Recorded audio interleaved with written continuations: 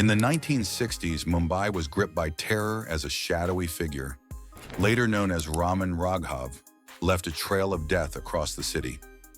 Dubbed India's Jack the Ripper, Raghav targeted the most vulnerable, homeless people and pavement dwellers. His weapon of choice was brutal, a blunt instrument. For 3 years, from 1965 to 1968, the city lived in fear as Raghav bludgeoned his victims to death while they slept in the streets or in shacks. Raghav, known by several aliases like Sindhi Tawai and Thambi, was a homeless man with a criminal past. Despite being a suspect, there was no concrete evidence to link him to the crimes initially, and he was released. However, in 1968, the killings resumed, and the police launched a manhunt. It wasn't until they captured him that the full extent of his reign of terror became clear. Raghav confessed to 41 murders, chillingly showing the police the places where he had committed the killings. His story, filled with madness and mystery, remains one of the darkest chapters in Mumbai's history. But the terror didn't end. The killings resumed with terrifying frequency, and the police launched a full-scale manhunt. Ramakant Kulkarni, then the Deputy Commissioner of Police in charge of the CID crime, took over the investigation. With his leadership, a massive operation unfolded across the city. Officers combed the streets and alleyways, determined to catch the killer before he could strike again. Their persistence paid off. On September 27, 1968, the police captured Raman Raghav. Despite the shocking violence he had unleashed, he was spared the death penalty due to his mental illness and was instead sentenced to life imprisonment. He died in prison in 1995, but the terror he brought to Mumbai's streets would never be forgotten. In a chilling confession, Raman Raghav admitted to a brutal killing spree that spanned years. He confessed to having murdered 41 people in 1966 along the Great Indian Peninsular Railway line, now known as the Central Railway. His rampage continued in 1968, with nearly a dozen more victims in the suburbs. While he openly confessed to these murders, it's suspected that his true body count was even higher. During these dark years, fear permeated the streets of Mumbai. Residents of slums and apartments alike were gripped by anxiety, afraid to sleep in public spaces or leave their windows and balconies open.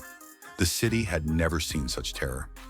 The turning point came when Sub-Inspector Alex Fialho, who had been following the case closely, recognized Raghav from reports and witness descriptions. With the help of 2 local witnesses, Fialho managed to track him down and detain him. And when confronted, Raghav admitted to being the man they were looking for.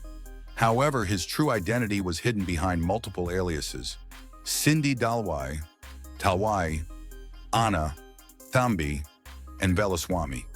When Raghav was apprehended, his blood-stained bush shirt, khaki shorts, and muddy shoes confirmed his guilt. His fingerprints matched records, solidifying his identity as Raman Raghav, alias Sindhi Dalwai. He was arrested under Section 302 of the Indian Penal Code for the murders of Lalchan Jagannath Yadav and Dular Jagi Yadav in Chinchavali village, Malad, Greater Bombay. The investigation progressed swiftly, but Raghav initially remained silent. He only began to speak after the police fulfilled his request for chicken dishes. His chilling confession revealed the gruesome details of his attacks, describing how he bludgeoned his victims in the dead of night. During the trial, the defense argued that Raghav was incapable of defending himself due to his mental state, claiming he couldn't comprehend the nature of his actions. Raghav's confession shocked the court as he admitted to 41 murders. He even took the police on a grim tour of the city, showing them the crime scenes and a rod he had hidden, one of the weapons used in the killings.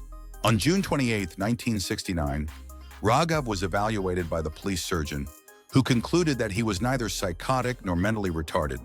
His memory and intelligence were average, and he understood his actions. Despite this, Raghav pleaded guilty. The defense, however, called a psychiatrist from Nair Hospital, who argued Raghav suffered from chronic paranoid schizophrenia, clouding his judgment. The psychiatrist claimed Raghav sought forgiveness in churches, saying, "Whatever I do, Jesus will forgive me." The defense contended that while Raghav knew he was killing, he didn't comprehend that it was wrong or illegal. Despite these claims, the court found Raghav guilty of murder and sentenced him to death. Raghav declined to appeal, but the High Court ordered a mental evaluation. A special medical board conducted 5 interviews, revealing his delusions. In the final session, Raghav refused a handshake, claiming to be a representative of Kanun, the law, and rejecting those he considered part of the wicked world. Raghav's early years remain largely unknown, but he developed a pattern of criminal behavior from childhood, with stealing as a recurring habit. His formal education was minimal, and he led a reclusive life. After a short stay in Pune, he returned to the outskirts of Mumbai in 1968, where he chose to live in isolation, away from society. Medical tests showed no physical abnormalities, and Raghav's intelligence was average, yet his behavior was disturbed. During psychiatric interviews, he expressed bizarre delusions, believing in two worlds, one of Kanun, the law, and the other his own. He felt invincible, claiming to be a powerful figure, a source of Shakti. Raghav also believed the government had sent him to Mumbai to commit criminal acts, and he was fixated on the idea of resisting homosexual temptations to maintain his identity. He often repeated that he was 101% man, rejecting any notion of vulnerability or change. These delusions painted a disturbing picture of his disturbed mind. Perhaps most troubling was his belief in the existence of three separate governments: the Akbar government, the British government, and the Congress government. According to him, these governments were conspiring against him, trying to persecute him and subject him to various temptations.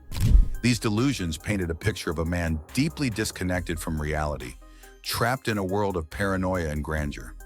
His thoughts were distorted, and it seemed clear that his grasp on reality had long since unraveled. Raman Raghav was found guilty of his heinous crimes, and on the basis of his confessions and the overwhelming evidence against him, he was sentenced to death. However, before the sentence could be carried out, psychiatrists stepped in once again to assess his mental state. After thorough evaluations, it was determined that Raghav was not mentally sane at the time of his crimes. On August 4, 1987, his death sentence was commuted to life imprisonment due to his incurable mental illness. Raghav was sent to Yerwada Central Jail in Pune, where he would spend the remainder of his life under the care of mental health professionals at the Central Institute of Mental Health and Research.